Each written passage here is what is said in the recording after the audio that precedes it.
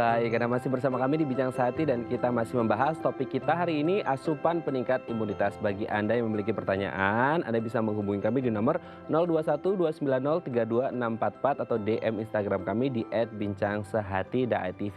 Telah hadir bersama kami di studio Bincang Sehati Dr. Raisa E. Juanda M. Gizi, SPGK Spesialis Gizi Klinik dari Rumah Sakit Metropolitan Medical Center MMC Jakarta. Selamat pagi Dr. Raisa, apa kabar? Selamat pagi, baik. Wah, ini auranya sangat positif sekali ya. Oke, Dok, hari ini kita akan membahas tentang asupan peningkat imunitas.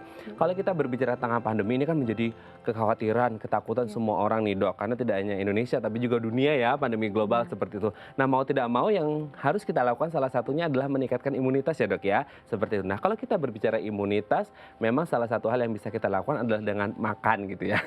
Maksudnya asupan yang bergizi kan gitu. Kalau tadi kan di segmen sebelumnya kita membahas dari sisi mentalnya seperti itu. Nah, hari ini kita akan membahas tentang dari asupannya. Tapi kalau sebelum kita membahas asupan apa saja yang sehat untuk meningkatkan imunitas, sebenarnya yang dimaksud dengan sistem imun atau imunitas itu apa sih Dok dan fungsinya apa untuk tubuh kita?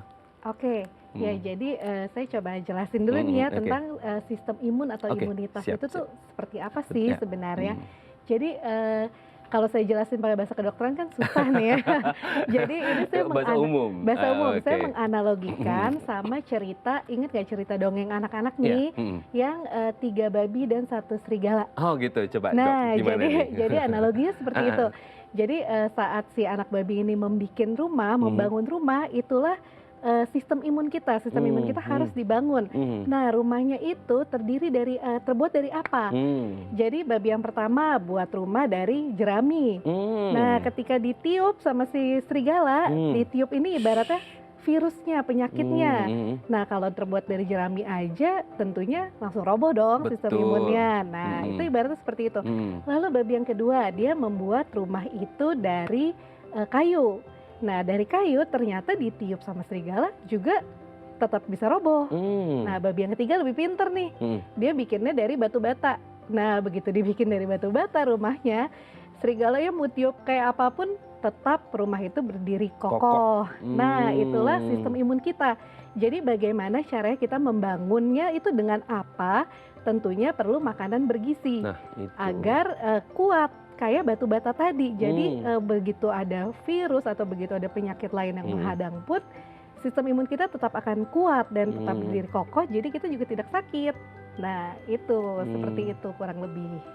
Oke. Sistem imun, berarti sistem imun dan imunitas beda jadi, sama? sistem imun itu sistemnya tuh seperti tadi, bangun rumahnya tuh seperti apa, itu yang dinamakan sistem di dalam tubuh kita ya. Tubuh kita ini kan memiliki jadi sistem imun itu ada 2 nih. Ada yang alami yang kita dapat secara alami aja, itu yang dari makanan, terbentuk dari usia dan lain-lain. Ada yang adaptif. Adaptif itu dia menyesuaikan. Adaptif atau didapat ini contohnya misalnya pemberian vaksin. Nah, kalau anak-anak divaksin itu kan biar meningkatkan kekebalan atau meningkatkan sistem imun. Nah, contohnya itu. Jadi bisa ada 2 juga nih sistem imun, dari yang memang sengaja dikasih, disuntikan atau lewat tetesan, atau dari yang kita bangun sendiri, yang kita bangun dari makanan itu. Oke, berarti ada faktor internal dan eksternalnya gitu ya. Oke, tapi kalau berbicara tentang 2 faktor tadi yang dari alami dan ada yang dimasukkan seperti itu ya, itu sebenarnya sama-sama penting atau mana yang harus didahulukan? Sebenarnya sama-sama penting. Jadi kalau ada beberapa gerakan menolak vaksin, nah itu sebaiknya jangan diikutin tuh gitu, karena itu demi kebaikan kita demi kebaikan gitu, karena kan memang untuk membangun sistem imun di dalam tubuh kita, kita memang perlu paparan seperti itu gitu. Intinya dua-duanya sama penting ya, karena untuk meningkatkan imunitas dan daya tahan tubuh seperti itu ya. Nah, tapi kalau konteksnya sekarang nih Dok, ini kan lagi pandemi COVID-19. Ya kan? Gitu. Dan semua orang saya yakin ya termasuk saya juga dan teman-teman mungkin ada rasa khawatir itu pasti ada, tapi tingkatnya saja atau kadarnya seperti itu. Jangan terlalu panik, tapi juga jangan terlalu berleha-leha juga gitu ya. Tetap harus waspada dan juga menerapkan protokol kesehatan kan seperti itu. Nah, kalau hubungannya pandemi COVID-19 dengan imunitas, banyak orang yang berbicara, "Hei, kalau gitu harus imunitas." Nah, hubungannya imunitas dengan pandemi COVID-19 ini apa sebenarnya, Dok? Ya, jadi sebenarnya COVID-19 ini kan dia sejenis virus. Virus itu kalau masuk ke dalam tubuh manusia, tergantung nih manusianya bisa nggak kenapa-napa gitu, bisa nggak kenapa-napa, mungkin kayak orang-orang yang OTG ya, orang tanpa gejala. Jadi virusnya ada, tapi dia nggak sakit, cuma dia bisa menularkan ke yang lain. Gitu. Nah, tapi bisa juga kalau memang sistem imunnya lemah, ya orang tersebut langsung sakit, langsung ada gejalanya, langsung bisa jatuh ke kondisi kritis dan lain sebagainya. Jadi tiap orang beda-beda nih sistem imunnya seperti apa gitu. Jadi itu yang harus diperhatikan nih, jangan sampai kalau kita kena virus tersebut kita jadi sakit atau kita jadi langsung ketularan, langsung drop banget gitu. Oke. Berarti kalau ada orang yang kemudian imunitasnya menurun, otomatis dia akan terserang dan itu langsung ke titik yang parah atau tidak, Dok? Nah, itu sebenarnya balik lagi nih. Jadi ada juga orang yang kena tapi kok dia nggak ada gejala apa-apa ya, maksudnya dia biasa-biasa aja, tapi pas dites positif gitu, kayak saya padahal tidak merasa apa-apa seperti itu ya, ada juga yang seperti itu. Nah itu balik lagi, sebenarnya orang tersebut mungkin bisa dibilang sistem imunnya lumayan kuat, jadi makanya dia nggak menimbulkan gejala. Nah tapi memang ada sebagian orang-orang nih dengan kondisi tertentu yang bisa lebih jatuh ke kondisi yang lebih parah kalau dia terkena COVID-19 ini. Nah contohnya nih orang-orang dengan penyakit tertentu seperti misalnya punya diabetes, sakit ginjal, sakit liver, sakit kanker, orang-orang yang memang sudah sistem imunnya sudah turun dari sananya, imunokompromis, contohnya seperti itu. Orang lansia yang usianya di atas 60 tahun, seperti itu. Jadi tergantung nih kondisi kita seperti apa. Dan ternyata kondisi berat badan itu juga pengaruh loh ke sistem imun. Jadi ini sudah ada penelitiannya, ternyata orang-orang yang malnutrisi, yang kurus banget, dan orang-orang yang malah obesitas, yang kegemukan, itu ternyata sistem imunnya malah lemah. Nah jadi ini ternyata kaitannya juga berhubungan nih sama berat badan nih. Gitu. Jadi banyak faktornya sebenarnya. Oke. Tapi kalau berbicara imunitas memang banyak faktornya seperti itu. Zat-zat apa sih, Dok, yang paling kita butuhkan dalam tubuh untuk meningkatkan imunitas dan itu bisa didapat dari makan gitu? Iya benar. Nah jadi makannya harus seperti apa nih ya biar kita bisa bangun imunitas kita yang paling bagus lah, paling kuat. Nah yang paling penting makan itu sebenarnya harus gizi seimbang. Gizi seimbang jadi setiap hari makan lengkap tuh, ada karbohidratnya, ada proteinnya, ada lauk pauk, sayur mayur, dan vitamin, minyak, gula, garam itu harus dibatasi, jangan berlebihan. Ya.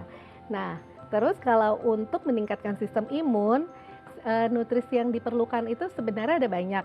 Tapi yang pertama adalah protein. Nah, protein ini harus cukup, karena sistem imun kita itu dibentuknya dari protein. Cukupnya seberapa? Dalam sehari dibutuhkan 2-4 porsi protein. Nah protein ini satu porsinya seberapa? Satu porsinya kurang lebih segini.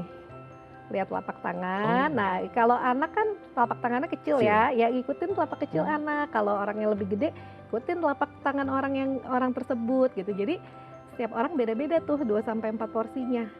Nah itu protein ya, protein sumbernya juga bisa didapat macam-macam nih, baik dari telur, dari ikan, dari ayam. Protein nabati pun boleh, tahu boleh, tempe boleh, kacang-kacangan boleh, jadi pilihannya banyak. Nah lalu yang berikutnya vitamin dan mineral. Nah vitamin juga banyak nih, kita butuh beta karoten, vitamin C, vitamin D, vitamin E, zinc, selenium, omega 3, wah banyak banget ya. Iya, tapi untuk memenuhi itu semua gimana? Karena kan banyak banget butuhnya. Nah, jadi yang paling penting makanlah setiap hari itu buah dan sayur harus ada dalam makanan kita, minimal 5 porsi. 5 porsinya seberapa? 5 porsi seberapa itu kurang lebih ya, misalnya jadi dalam 5 porsi buahnya itu 150 gram, itu kurang lebih misalnya jeruk jeruk yang ukuran sedang segini itu 3 jeruk. Nah itu dari buah ya. Kalau dari sayur kurang lebih 300 gram sayuran. Jadi kayak seperti misalnya 3 ikat seperti itu dalam sehari. Itu yang diperlukan. Oke. Nah, untuk memenuhi vitamin mineral yang tadi diperlukan untuk sistem imun kita nih. Oke, berarti setiap tahapan usia juga beda-beda kebutuhan ini ya dok ya? Iya, Maksudnya benar. takaran porsi kebutuhan zat-zat untuk peningkat imunitas per usia, mulai dari mungkin bayi, anak-anak, remaja hingga dewasa juga beda-beda? Iya, sebenarnya kalau mau dihitung secara spesifik itu berbeda-beda. Tapi kalau secara umum kita bisa memakai panduan gizi seimbang. Jadi bisa dicari ya, sekarang kan udah banyak metode bisa mencari, itu cari deh gizi seimbang, cari piramida makanannya. Oh, Nah, ikuti itu. Jadi itu udah alat yang paling akurat. akurat banget deh maksudnya dan paling mudah diikutin. Hmm. Jadi di gizi seimbang itu dikatakan ya karbohidrat sehari tuh perlu 3 sampai 5 porsi. Karbohidrat tuh contohnya nasi, kentang, mie gitu ya. Itu dia ada kandungan selenium. Selenium tadi mineral yang perlu untuk sistem imun tadi ya. Lalu dari buah dan sayur kita bisa mendapatkan vitamin C, vitamin D, vitamin E dan beta karoten. Terutama beta karoten dan vitamin C dari sayur-sayuran yang warnanya kuning atau merah. Jambu, mangga, kiwi, jeruk, labu, tomat, paprika. Nah, itu contohnya.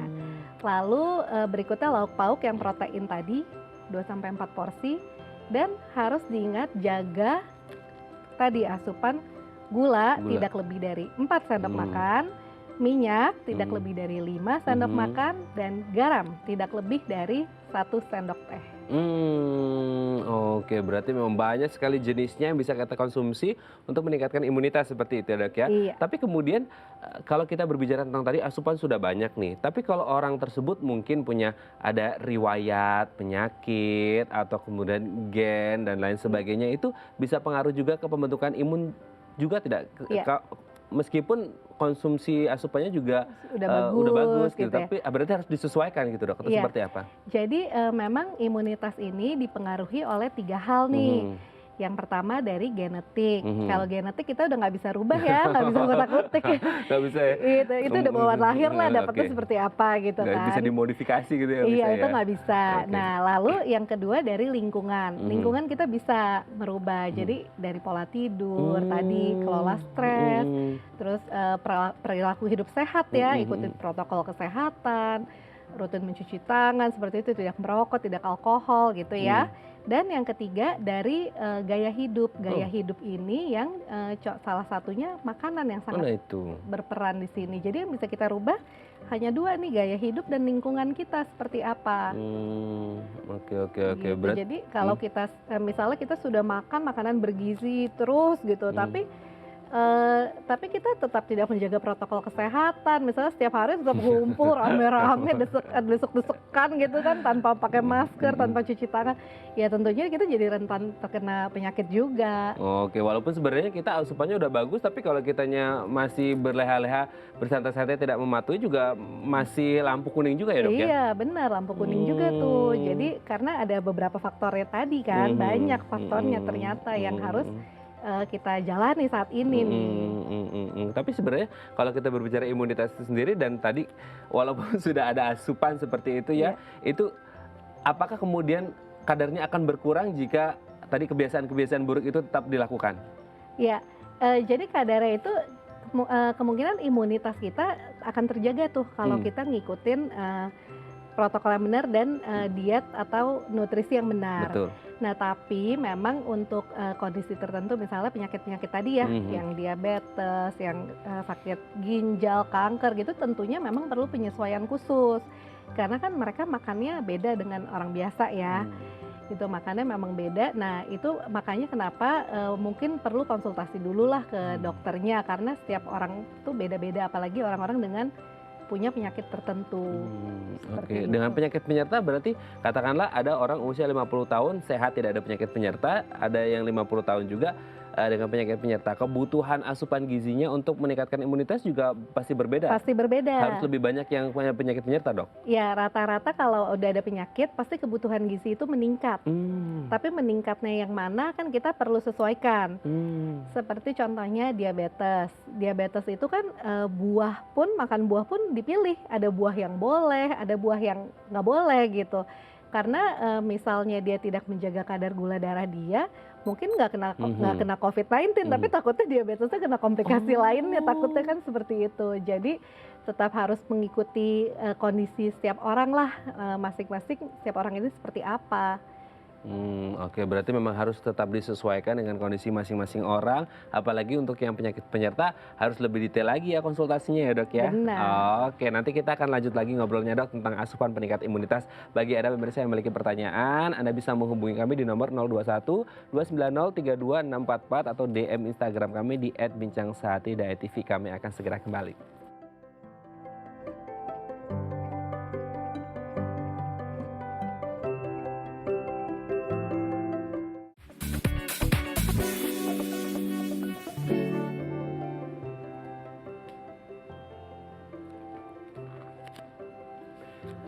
Baik, Anda masih bersama kami di Bincang Sehati dan kita masih membahas topik kita hari ini, asupan peningkat imunitas. Bagi Anda yang memiliki pertanyaan, Anda bisa menghubungi kami di nomor 021 290 32644 atau DM Instagram kami di @bincangsehati.tv. Masih bersama kita semuanya, Dr. Raisa E. Juanda MGizi SPGK, spesialis gizi klinik dari Rumah Sakit Metropolitan Medical Center MMC Jakarta. Dr. Raisa, kita lanjut lagi nih ngobrol tentang seputar imunitas. Ini menjadi sangat menarik sekali ya, karena isu imunitas selama pandemi ini pun menjadi sangat menguat sekali seperti itu.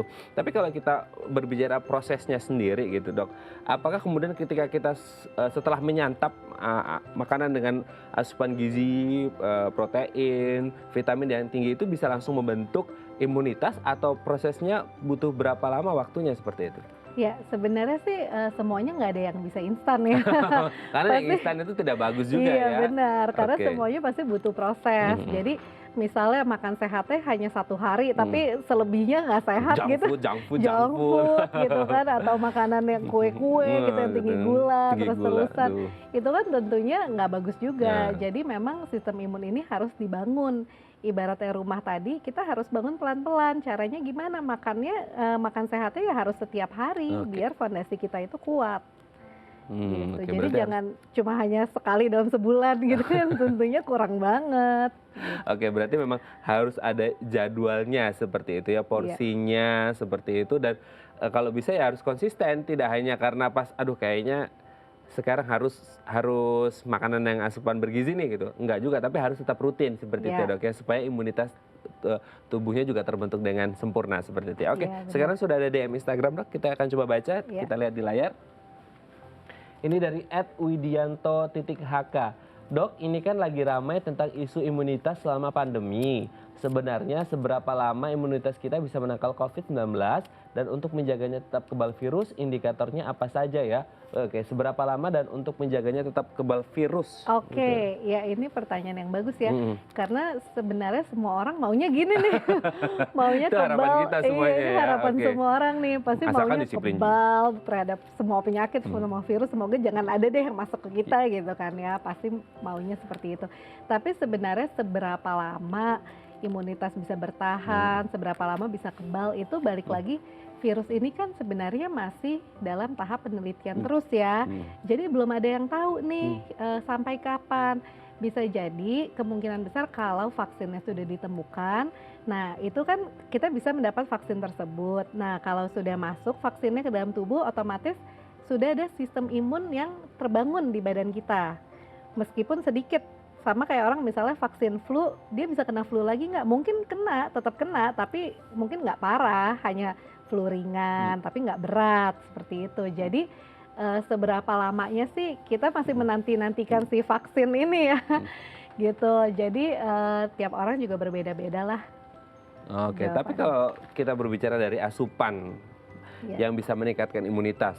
Kemudian asupannya baik nih, bergizi, bervitamin, berprotein seperti itu masuk ke dalam tubuh kita kan otomatis membentuk imun ya dok ya.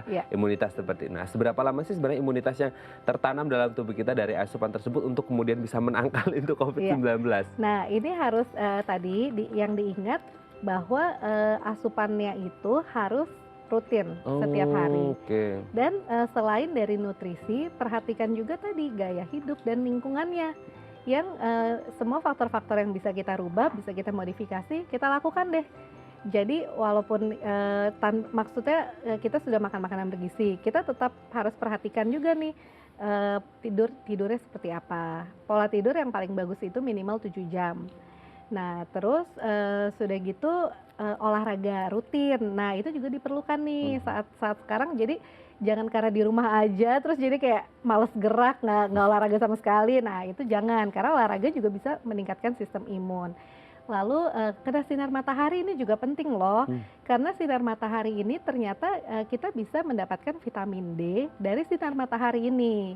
Nah jadi vitamin D udah ada tuh yang kita dapat gratis dari Tuhan gitu ibaratnya, tinggal berjemur aja. Nah terus selain itu kelola stres, jangan sampai stres berlebihan.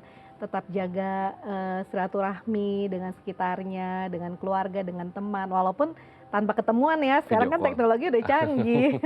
Dan video call. Iya. Oke. Tapi kalau berbicara tadi seperti pertanyaan Pak Widianto, indikatornya kita imunitas kita oke itu kita bisa ngerasain nggak sih dok? Maksudnya kayak oh asupan aku udah oke nih, gaya hidup aku udah oke nih gitu. Sehingga kayaknya imunitas kita sudah oke. Kalau gula darah kan mungkin kita bisa ukur ya, cek gula darah, kolesterol bisa kita cek kan. Tapi kalau untuk kayak indikator imunitas kita baik itu kita secara tidak langsung apa sih dok yang kita rasain? Ya.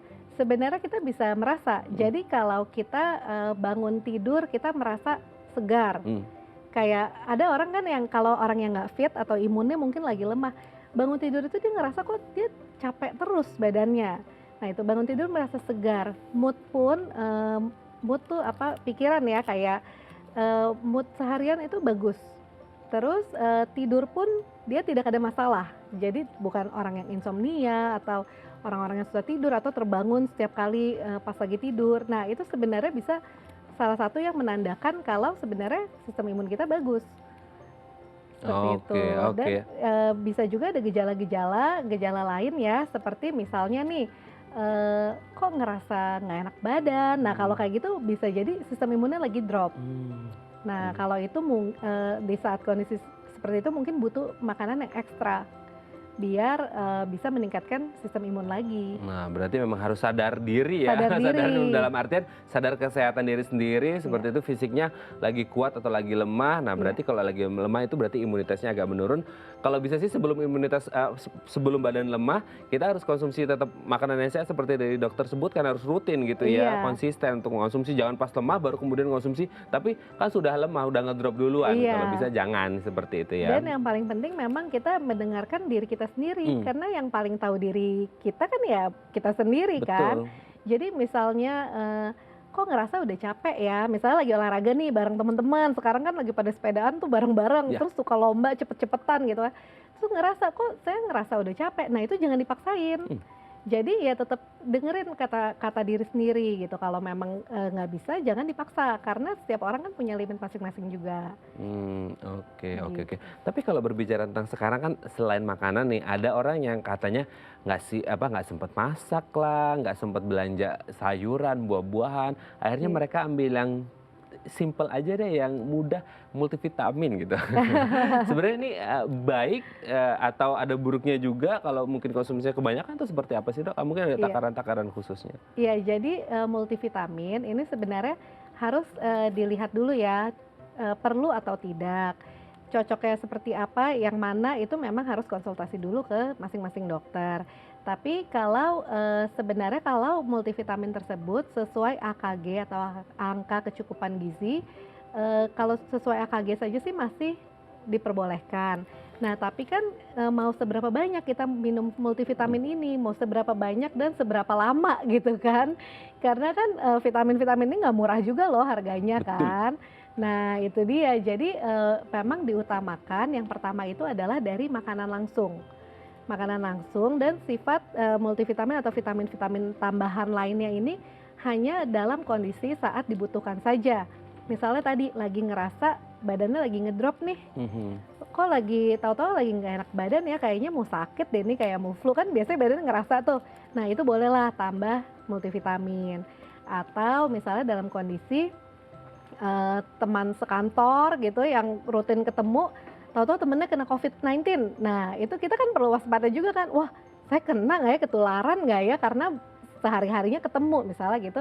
Nah itu bolehlah tambah multivitamin dengan kondisi-kondisi khusus seperti itu. Berarti sebenarnya boleh ya dok ya? Sebenarnya boleh asal dengan kondisi tertentu dan jangan dikonsumsi jangka panjang dengan dosis berlebihan. Karena ada ya beberapa orang nih yang saya lihat, ada yang ekstrim. Jadi dengar, oh vitamin C bagus nih misalnya ya. Vitamin C kan memang dipakai untuk orang yang udah sakit COVID, memang dikasih vitamin C, tapi dengan kondisi dia udah sakit loh, jadi memang dia pakai vitamin C dosis tinggi, seperti itu. Nah, tapi ini ada yang dia belum sakit, dia takut kena, jadi dia tiap minggu nyuntik vitamin C intravena, langsung ke pembuluh darah, saking ketakutannya.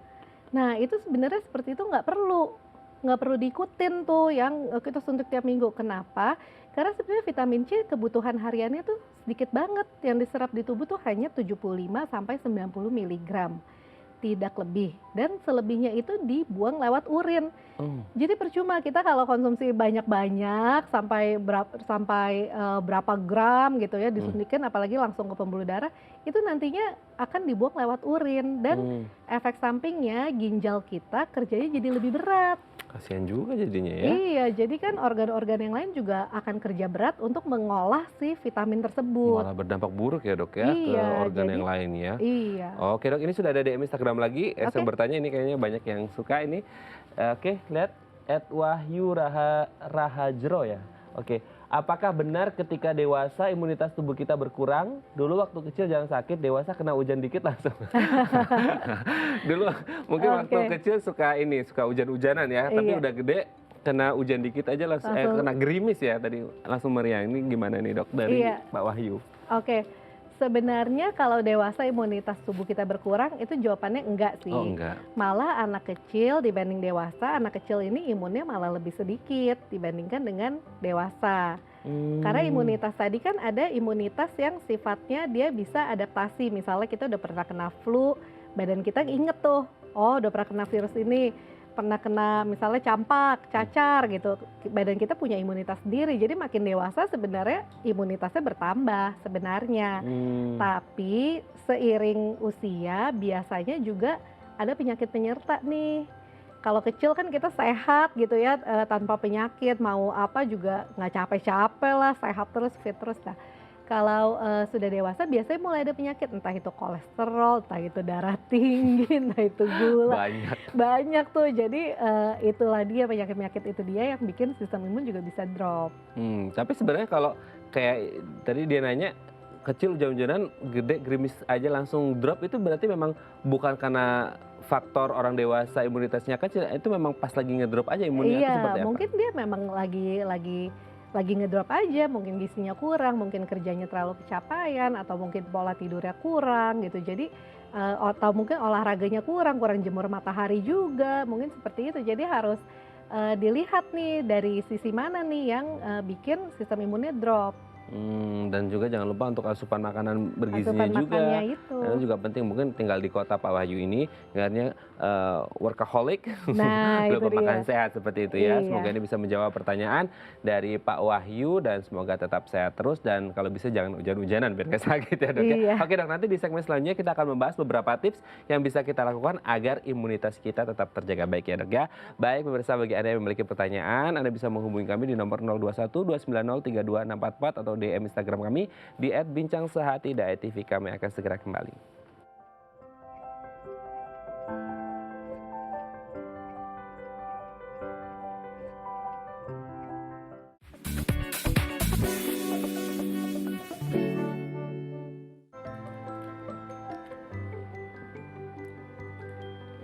Baik, Anda masih bersama kami di Bincang Sehati dan kita masih membahas topik kita hari ini, asupan peningkat imunitas. Bagi Anda yang memiliki pertanyaan, Anda bisa menghubungi kami di nomor 021 290 32644 atau di Instagram kami di @bincang_sehati.tv. Masih bersama kita semuanya Dr. Raisa E. Juanda M. Gizi SPGK, spesialis gizi klinik dari Rumah Sakit Metropolitan Medical Center MMC Jakarta. Dok, di segmen terakhir ini kita akan membahas beberapa hal yang bisa kita lakukan untuk menjaga imunitas tubuh kita tetap terjaga dengan baik. Kita lihat yang pertama ya dok ya. Tidur cukup dan berkualitas. Nah ini kemudian jam atau durasi tidur yang ideal dan tidur yang berkualitas itu seperti apa sih dok? Oke, ya jadi kalau tidur yang cukup ya itu durasinya biasanya 6-8 jam. 6-8 jam. Iya, jadi 6-8 jam dan yang terpenting tadi tidurnya itu jangan tidur itu harus tidur yang pulas, deep sleep dan jangan yang terbangun-bangun. Nah, kalau bangun-bangun itu mungkin ada masalah nih, mungkin ada masalah kesehatan. Jadi itu perlu pemeriksaan medical check up atau ke dokter lah gitu, lihat kenapa yang bikin orang tersebut terbangun-bangun. Seperti itu. Dan kalau tidur yang berkualitas ini juga dipengaruh ya dengan waktu tidurnya itu kapan. Oke. Jadi orang yang begadang terus atau tidur di atas jam 12 malam terus, ini ternyata juga beresiko kegemukannya lebih besar atau beresiko obesitas. Nah tadi sudah saya paparkan sedikit ya, kalau obesitas itu ternyata sistem imunnya lebih lemah loh dibandingkan orang yang berat badannya normal. Jadi harus hati-hati nih orang-orang yang suka begadang, hati-hati takutnya lama-lama makin gemuk, terus sistem imunnya juga makin turun. Oke, jadi harus hati-hati ya. Iya. Oke, kita lihat yang kedua. Berjemur di bawah sinar matahari, jam berapa idealnya dok? Oke, nah kalau berjemur di bawah sinar matahari, ini kalau jam berapa itu tergantung UV index. Jadi UV index tuh beda-beda. Kayak gini misalnya lagi mendung nih ya, ini mataharinya dikit nih, jadi kita mungkin jemurnya perlu lebih lama.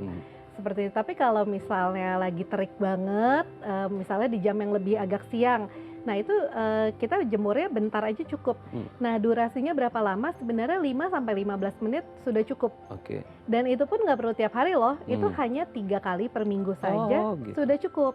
Oke. Gitu. Berarti... Jadi diperhatikan nih, yang penting jemurnya itu rutin. Jadi jangan cuma sekali seminggu gitu. Oke ya dok, ya kita lanjut selanjutnya, jaga saluran cerna. Nah ini gimana dok? Ya, kalau jaga saluran cerna ini terutama dari makanan ya. Tadi kita harus makan dengan gizi seimbang. Jangan lupa konsumsi sayur dan buah 5 porsi per hari. Minum air putih juga cukup ya, 8 gelas per hari minimal. Dan yang bagus juga untuk meningkatkan sistem imun itu probiotik juga bagus loh ternyata. Nah probiotik ini banyaknya contohnya di produk susu, lalu di pisang, tempe pun ada probiotiknya. Nah itu kayaknya kan banyak tuh yang suka tempe tuh. Hemat, nah, lezat, tuh. dan sehat. Benar.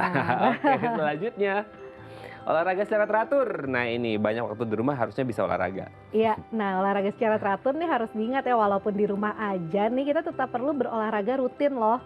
Berolahraga rutin, yang dibilang rutin yang bagus tuh seberapa itu balik lagi tiap orang beda-beda. Tapi yang disarankan minimal seminggu 150 menit. Nah 150 menit ini bisa dibagi nih, misalnya kita cuma sempet ya 3 kali per minggu, ya udah berarti setiap olahraga 50 menit. Tapi kalau kita bisa 5 kali per minggu, 30 menit pun sudah cukup. Yang penting kita tetap berolahraga dan beraktivitas fisik secara rutin. Kalau untuk orang tua seperti lansia juga tetap masih boleh olahraga nggak sih dok, apalagi di zaman pandemi seperti saat ini? Sebenarnya boleh, tapi olahraganya disesuaikan lagi ya. Jadi misalnya nggak bisa olahraga yang berat atau yang gimana gitu, olahraga stretching atau latihan fleksibilitas pun itu sudah termasuk olahraga. Atau bisa kalau orang yang sudah tua ya, lansia gitu, tai chi. Nah itu kan dia olahraga tetap santai tapi tetap bergerak. Boleh. Oh, tetap boleh ya, harus disesuaikan juga dengan kondisinya, apalagi ada penyakit penyerta, dan jangan lupa asupan gizinya, asupan makanannya juga harus tetap dikontrol seperti itu ya dok ya. Oke, kita lihat yang terakhir. Menjaga kebersihan diri. Nah ini kemudian, ini ada kaitannya mungkin dengan pandemi COVID-19 yang harus patuh protokol kesehatan, cuci tangan, pakai masker, itu menjadi salah satu hal yang juga bisa kemudian bisa meningkatkan imunitas tubuh kita ya dok ya? Ya, jadi menjaga kebersihan diri ini sebenarnya di dalam piramida gizi seimbang itu juga ada loh tulisan kita harus rutin mencuci tangan. Jadi sebenarnya rutin mencuci tangan ini sudah dari zaman dulu, sebenarnya sudah dicanangkan nih, kita memang harus bersih, harus rutin, ibaratnya paling gampang cuci tangan lah, sering gitu ya. Nah, ya itu tentunya untuk mencegah segala macam penyakit gitu. Selain cuci tangan, kita juga misalnya dari luar rumah, kita pulang ke rumah mandi dulu baru misalnya pegang anak-anak gitu. Jadi untuk mencegah paparan virus atau paparan penyakit lainnya. Dan itu bisa dilakukan kalau kita ya patuh tadi ya dok ya. Benar. Tapi sekarang masyarakat sudah mulai patuh ya dok ya? Atau seperti apa? Seharusnya sih kita tetap ingat protokol kesehatan, tetap mengikuti yang ada lah protokolnya gitu. Dan harusnya tetap patuh karena COVID-19 ini belum hilang loh, masih ada loh, dan jumlahnya malah naik terus lagi setiap kali. Oke, intinya adalah sekarang new normal itu untuk kebutuhan ekonomi, tapi kesehatannya tetap harus dijaga baik-baik. Dan salah satunya dengan imunitas, dan salah satunya adalah dengan asupan makanan, seperti itu ya dok ya. Baik, terima kasih Dr. Raisa hari ini sudah berbagi bersama kami di Bincang Sehati. Ini akan menjadi informasi yang sangat bermanfaat sekali supaya kita tetap bisa menjaga imunitas dan kita bisa sehat terus dan terhindar dari COVID-19. Terima kasih sekali lagi Dr. Raisa. Saya sehat terus dan salam untuk keluarga di rumah.